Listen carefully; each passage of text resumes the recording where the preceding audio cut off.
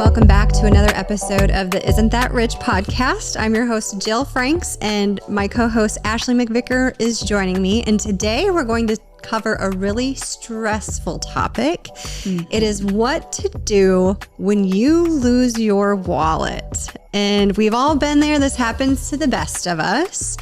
And it's particularly familiar for me right now. We were in Florida. We stayed for the winter, and one of our friends came to visit us, and they had stayed at a hotel prior to coming down and staying with us. And he had lost his wallet the night before at the pool, and they were panicking. What do we do? You know, we have to get a flight in a couple of days. How am I going to even fly home? So we are going to cover what to do in case this happens to you. Yeah. And Jill, when you told me you wanted to do this episode, I was like, oh, I don't know if that'll be a good one. And then you're like, listen, girl, if you lost your wallet, think about all the things that are in your wallet that are so important to you. And I wasn't thinking like that. I'm just like, oh, I'm thinking about debit cards, and I'll just get on my app and I'll turn off my debit card. Like, it's not hard. But I didn't think about all the other important like identification cards that are in my wallet. And so today we're going to be talking about what happens if you lose your driver's license, your debit card, credit card, insurance cards, membership or store cards, gift cards, cash, and checks. Yeah. I mean, wow. So many things that we keep in our wallet that we use day to day, and you don't think about it unless you actually need them. Yeah. Like your insurance card. When you go to the doctor, like I wouldn't think if I lost my wallet, like that's what I need to replace. Exactly. And that's where my head was when we were talking about it. But did your friend find their wallet? They actually, thankfully, somebody turned their wallet in. His wife was looking. He had a fishing trip with my husband the morning that he misplaced his wallet. And so his wife was back at the hotel, like frantically trying to find it. And thankfully somebody had turned it in and everything was there. No cash was stolen. Like, there are good people out there, Ashley. So thankfully they didn't lose anything. But well, the scariest part's like it's on vacation, and that's a whole nother episode we could do. What do you do like if you're even overseas and you lose like your passport or something like that? Good. I don't know. And that's not what this episode's about. But the first thing I can tell you that you need to do is stay calm. Stay calm. Don't panic. Stay calm. Don't panic. I know it's like the worst thing ever to happen. So what my friend did, or his wife did, was looked everywhere. Retrace the steps. Retrace your steps. She went back to the pool, looked all around, talked to everybody that she could.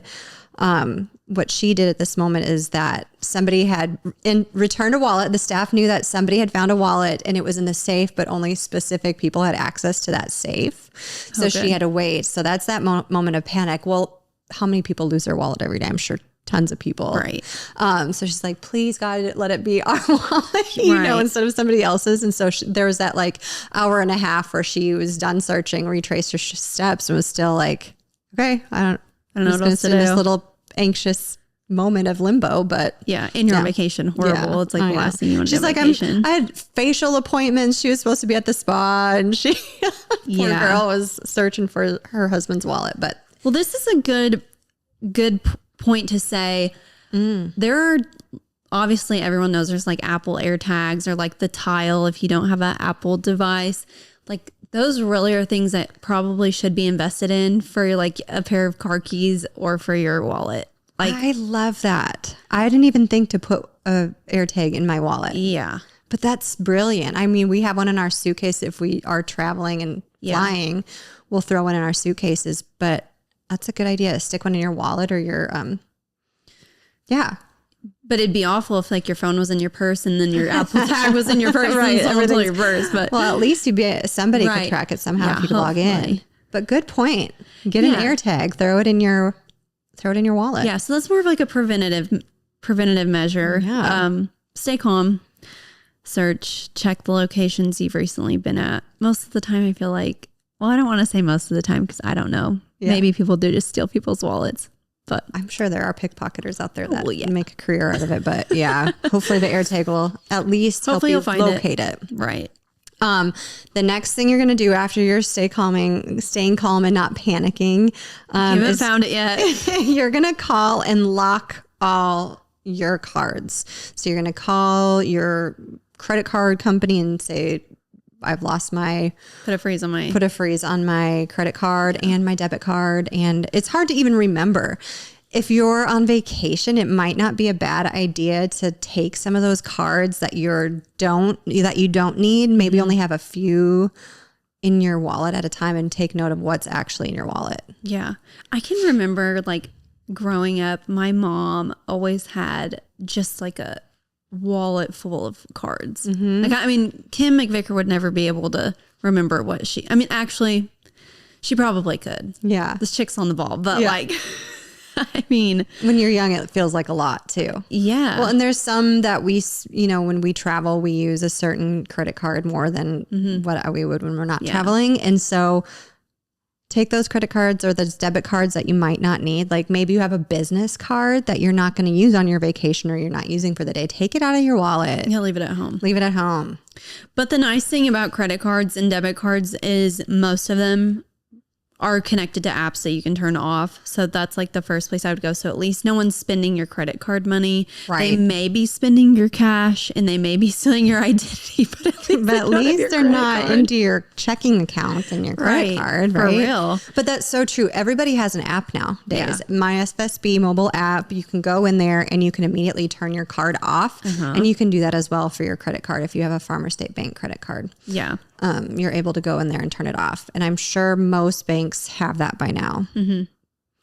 I love the next one because I know it sounds funny because I work in a bank and I wouldn't think to do this, but call the bank. Yes. So, I mean, put a freeze on your account, alert them, tell them to put a note on your account. Like any spending that's coming out of this right now, it's like, gotta put a hold on it. Something that I didn't think of before this episode and researching for it is that people have blank checks for emergencies that they keep in their wallet.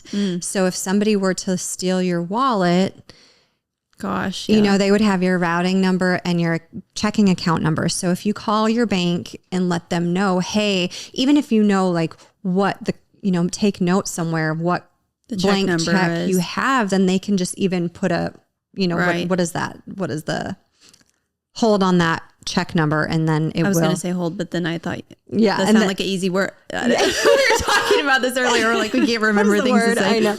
Anyway, so they can monitor that specific check or even just, void it out. Yeah. So it can't be used. So this is all making me think about more preventative measures you can take just in general with your finances and like knowing. Well, I mean, I guess that's what this episode's about. We're telling people what to do, but like just even when you're on vacation, like, okay, this is like, I never would have thought to like take inventory of your wallet. Yeah, absolutely. Yeah. That's the best way to say it. So yeah, but make sure you call them and then they can help you. Like if there's already been charges on your accounts, like before you were able to realize that you lost that you've lost it, or before you were able to cancel and put a hold on your cards, like they can help you figure out how to dispute your charges. Like they can help you figure out how to get a hold of the police and like file, so call your bank. They can do a lot to help you and give you guidance in what you should do. Yeah. Call your bank and your credit card companies. Yeah. And that's another thing is besides just the major credit card players, you might have store credit cards or even like, if you have a Sam's Club card or, like you can actually put a hold on those things too. People don't think about that. So yeah. The next thing you're going to do is protect your identity. So people keep important documents such as your social security card and your driver's license in your wallet. First of all, I would advise anybody who does have their social security card in their wallet to remove it. Maybe if you need it for something, take a picture on your phone and lock it or do something with it instead of having that piece of paper that can so easily slip out or get into the wrong hands. Take it out of your wallet. Yeah. But what do you do if it does get stolen? Consider placing a fraud alert with the credit bureaus. Maybe you freeze your credit. Those are things that you should start thinking about doing as soon as you lose your wallet, right after you put a lock on your cards. Yeah. Well, and that once again, here I am saying this is making me think of preventative things you could do. That's something you should, because Jill, you just went through this making accounts through the credit bureaus. Yes. It took me a while. It was no quick, like, oh, I'm just signing up for this and I'm logging in. Like, I mean, There was one of them, I you were at a forget which, desktop sitting down and making this account. and I had to fill out this questionnaire and answer all these different things, like what street did you not live on, or what street is familiar. You know what I mean? It's hard to remember. I've lived all over the world. No, I'm just kidding. But yeah, and I think one of them even had to mail me a physical card with a pin on it so I could get an online account. Really? So it takes a while to do that. But you want to make sure you call them and put that alert if your wallet is stolen right away. So that's the thing to do, is to call the credit bureaus. Call the credit bureaus. That is Experian, TransUnion, and Equifax. Yes. Okay, people, don't go anywhere else on the internet. Go to those websites. But think what else is in your wallet. You've got insurance cards. Yeah. You've got any other personal information, like it's listing everything. It's going to have your home address, like all of those things you don't want in the wrong hands is in your wallet.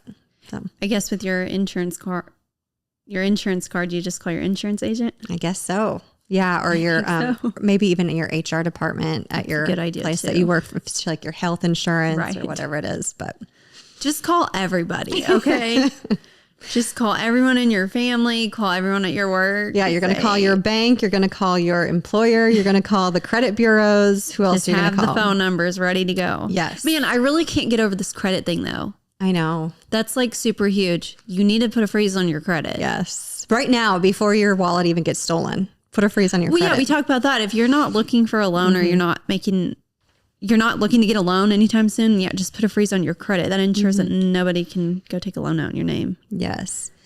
Another thing, there are credit monitoring services out there. Just something to point out. Farmers State Bank does have one. If you are interested in that, there are options out there for people to monitor your credit for you. So if anything does happen, you'll get an alert immediately, which can be nice in this case. Right.